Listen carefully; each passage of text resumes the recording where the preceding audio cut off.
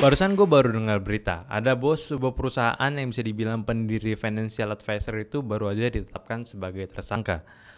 Padahal udah setahun ya kasusnya ya, tapi ya bukan itu sebenarnya yang mau gue bahas. Ya concern gue di sini ya kita tahu lah, tentu tentang alat pembayaran yang sehari-hari kita gunakan atau yang kalian tahu, yaitu adalah duit. Duit itu emang gak segala-galanya, tapi dengan duit tentu banyak kebahagiaan yang bisa kita dapat.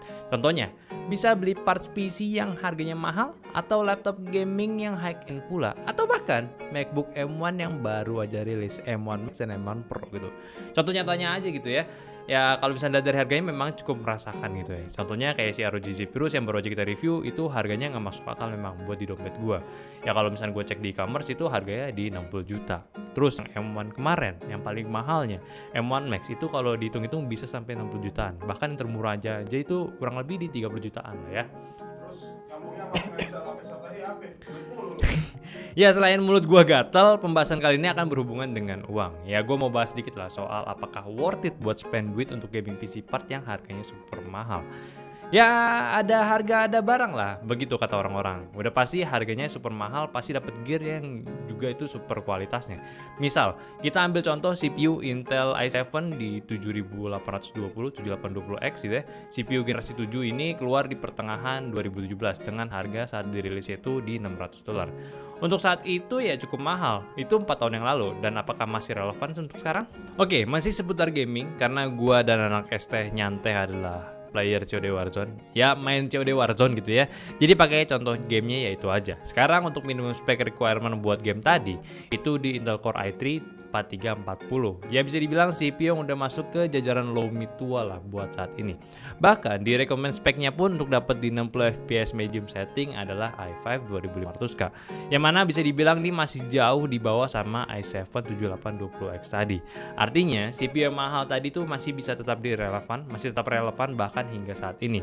$600 4 tahun ya lumayan banget lah. Ya kalau konsepnya hitung cicil-cicilan ya mirip sih. Tapi kan itu baru CPU ya, dan emang recommended spec bisa dipercaya nih.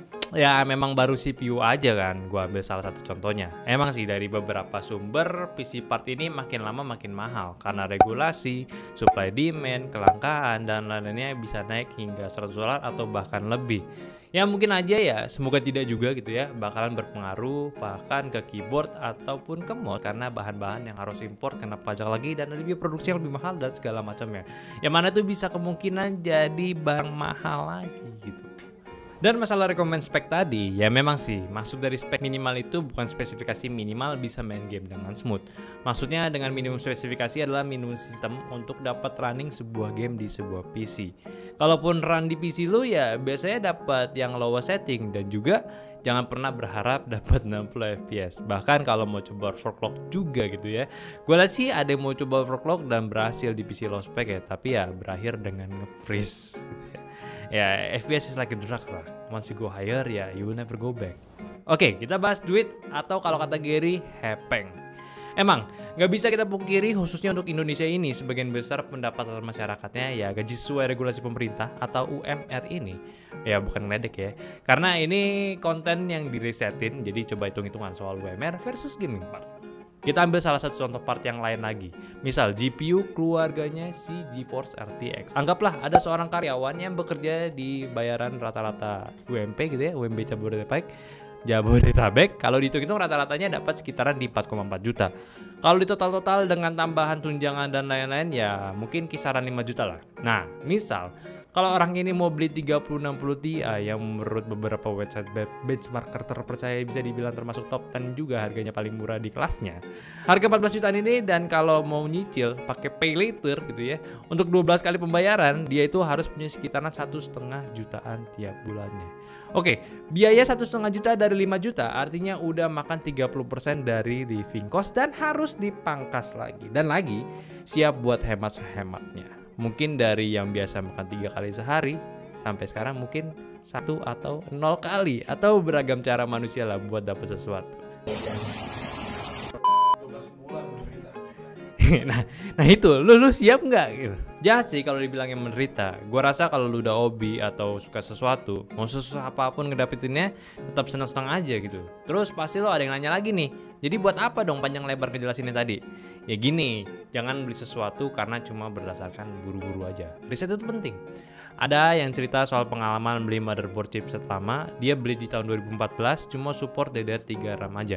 Dan di tahun yang sama, keluar nih motherboard yang udah support DDR4-nya. Sayang banget kan? Nah, mungkin nasibnya sekarang bisa kurang lagi nih, apalagi ada peluncuran Intel Gen 12 Alder Lake yang mana support memori DDR5 dan PCIe Gen 5. Nah, mungkin simpelnya kalau gua rapel di sini, di kondisi nabung sekarang lu punya dua pilihan, yang masing-masing ada dua resiko juga. Resikonya masing-masing maksud gua.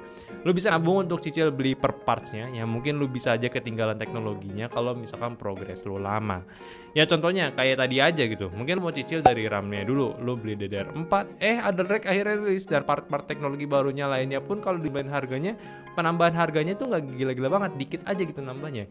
Jadinya ya lu nyesel karena lu udah beli barang yang bisa dibilang teknologi lama. Ya walaupun lu bisa aja nih build buat generasi sebelumnya juga. Ya itu sih matter of choice lagi memang gitu ya. Atau lu bisa kumpulin duit sampai bener-bener kekumpul beli full PC-nya sekaligus, yang mana makan waktu banyak dan mungkin harganya bisa aja makin mahal karena kelangkaan gak selesai-selesai. Ya ribet lagi sih sebenarnya. Menurut gua kalau lu ngerasa pendapatan lu itu nggak banyak-banyak amat, mendingan lu belajar dulu deh buat ngumpulin uang lagi. Bisa dengan buka tabungan di dua bank sekaligus misalnya, jadi ada satu rekening yang nggak boleh lu pakai sama sekali.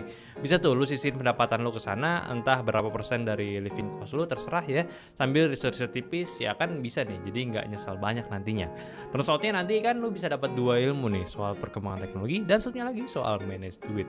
Jangan kayak si Gary gitu, masa di tengah bulan udah kehabisan duit lagi. Iya bisa kali. Oke, kita balik lagi ke soal masalah suka, senang, dan worth it itu sebenarnya sangat subjektif. Gue cuma mau kasih gambaran secara objektifnya aja. Jangan sampai lu kesusahan atau yang terparah sampai sakit hanya karena sesuatu yang sebenarnya bersifat impulsif. Kalau Sultan ya sah-sah aja, apalagi kalau lu uangnya nggak terbatas. Ya daripada nyusahin diri sendiri, mau yang high end gitu ya di era informasi ini gue rasa lu bisa cobalah dengan minimum requirements dulu. Maksudnya bisa coba kumpulin banyak info dari berbagai data benchmarking, terus ngepasin nih sama budget lu. Cari yang kira-kira masih bagus tapi affordable. Atau kalau lo males nyari datanya, mungkin bisa jadi next episode buat kita risetin. Sebenarnya kesimpulannya ada di pikiran kalian sih. Ya gimana gitu ya, karena kan duitnya duit kalian juga. Gue cuma mau kasih sedikit pencerahan aja soal parts gaming yang akhir-akhir ini makin mahal. Lihat urgensinya lah, lihat budgetnya baru tentuin. Soalnya gue pernah dengar nih sebuah kalimat, kadang mempunyai hal yang kita butuh malah lebih membahagiakan daripada punya hal yang kita pengenin. So mungkin itu aja episode dari di Resetin kita kali ini. Komen aja gimana pendapat kalian. Mungkin kalau kalian mau share tentang finansial kalian dalam membangun sebuah PC gaming kalian, silakan share aja di bawah. Dan seperti biasa kalau misalkan kalian pengen nanya buat gue risetin, silakan komen aja di bawah. Dan seperti biasa juga subscribe ke channelnya Teh buat informasi terbarunya. Kita update video baru di tiap hari Rabu dan Jumat, dan hari Minggunya spesial buat ngobrol bareng teman-teman Discord. Oke, capek gue. Oke, mungkin itu aja. Jangan lupa untuk follow sosial media kita di Instagram yaitu nyan.teh, dan join Discord kita juga di link di deskripsi. Oke, mungkin itu aja. Di sini ada gue Ali. Sampai jumpa di video selanjutnya. Bye bye.